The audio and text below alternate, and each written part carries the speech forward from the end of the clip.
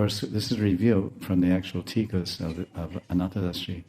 So he's saying, here's one point. He says, how to chant Sneha Nam, because in the first line it said, Ati Snehat Ucher Api Chahari Nami Namani Grinathas. I'm sitting with Radharani and I'm doing the seva of Nam Sankirtan. And I'm chanting very affectionately with great sneha.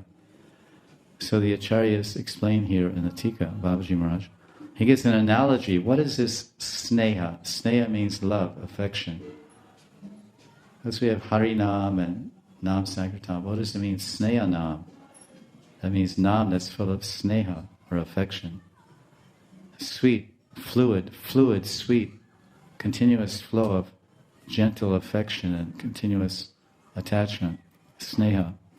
So he says that he gives an analogy of two birds, the Chakati bird and the Chakravaka. All these birds, they all begin with C actually. They're all very extraordinary birds. Chakora, Chataki, Chakora, and Chakravaka.